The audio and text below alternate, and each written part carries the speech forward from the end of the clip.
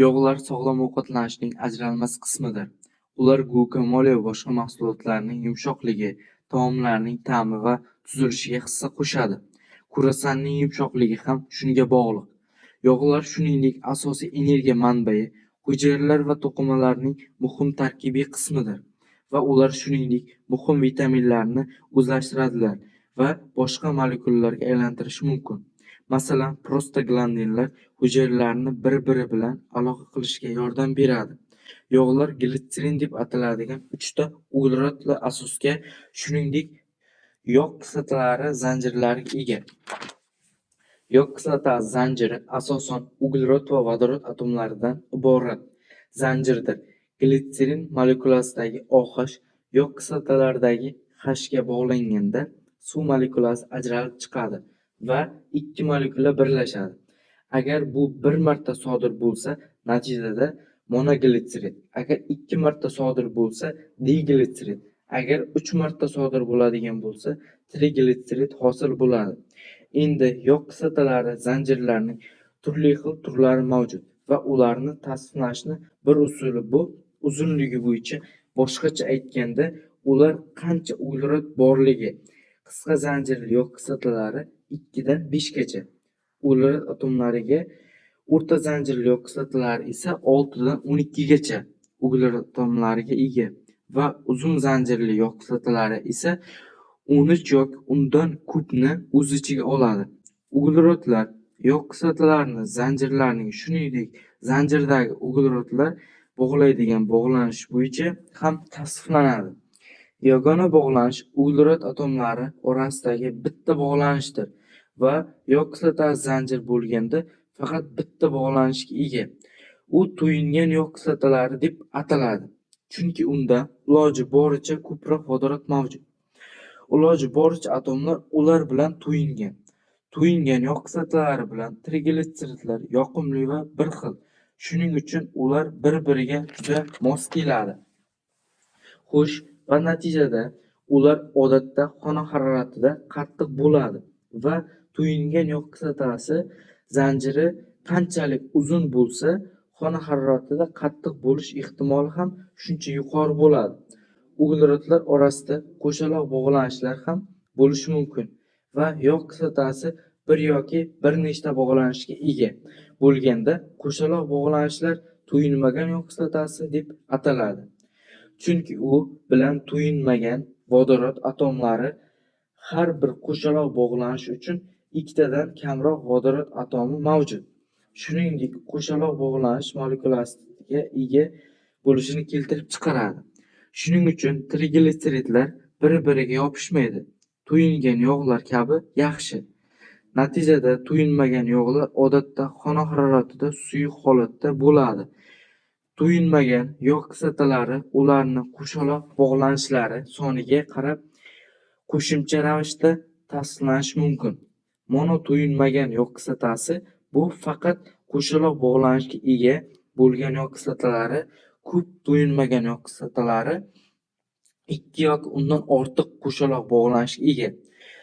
Bundan tashqari, uglerod joylashuviga qarab ham tasniflash mumkin, chunki bu vodorodlar biroz aqldan ozishi mumkin. Hozircha ularni olib ketamiz. Shunday qilib, 1-metil uchi omega uchi deb ham ataladi. Va keyin uglerodlar sonini hisoblaymiz.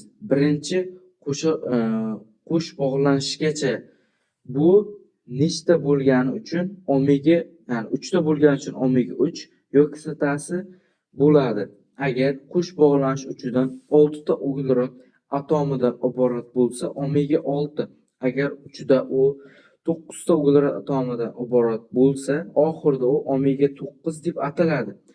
Endi ishlarni yanada osonlashtirish uchun biz shunchaki obligatsiyalarni ko'rsatishimiz mumkin.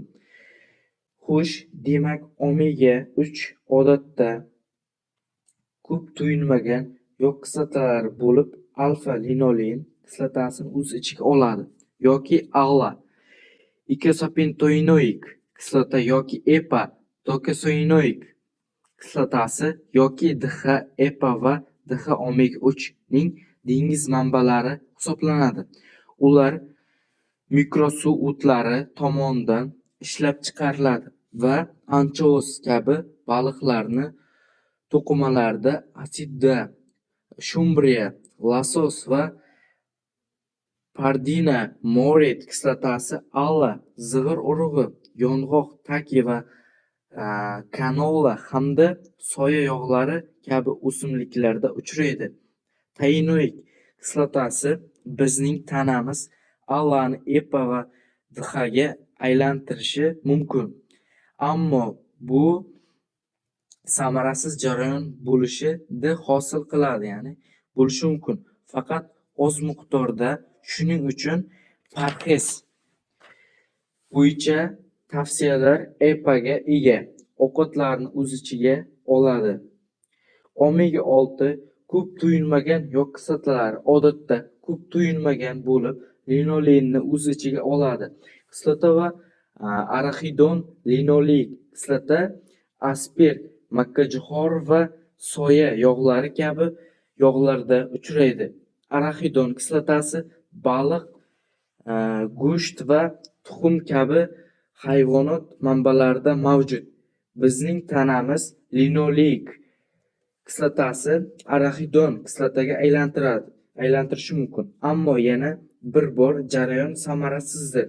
Alla va linoleik kislota faqat ratsiondan olinishi mumkinligi sababli ular quyidagilar deb hisoblanadi. Muhim yog' kislotalari omega 9 yog' kislotalari odatda mono tuyulmagan yog' kislotalar bo'lib, bunga misol olein kislotalari bo'lishi mumkin. Kislota bular inson tanasi tomonidan ishlab chiqarilishi mumkin. Kanoli va zaytun moyi, shuningdek bodom kabi oziq-ovqatlar tarkibida omega 9 mavjud. Endi ko'pgina tuyulmagan yog'lar singari bu tuyulmagan yog' kislotalarining qo'shaloq bog'lanishiga nazar tashlasak, bu kis konfiguratsiyaga ega bo'ldi. Kis konfiguratsiyada ikkita funksional guruh qo'shaloq bog'lanishning bir tomonida joylashgan uglerodlar. Endi bu sodir bo'lganda yog' kislotasi zanjiri tabiiy ravishda egiladi. Egilgan molekula 150/11 zichlikda bir-biriga yopishmaydi. Bu ancha suyuqroq. O'ylab ko'ring, xona haroratida suyuq bo'lgan pishirish moylari haqida. Biroq ba'zi yog'lar trans konfiguratsiyada bo'ladi.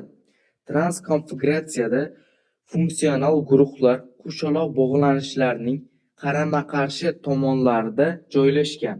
Uglerodlar bu zanjirni yanada tekis va o'rashni osonlashtiradi. Trans yog'lar qisman gidrogenatsiya deb ataladi degan jarayon natijasida hosil bo'ladi. Faqat gidrogenlashda barcha qo'shaloq bog'lanishlardan xalos bo'lish uchun siz yog'larga vodorodlar qo'shiladi.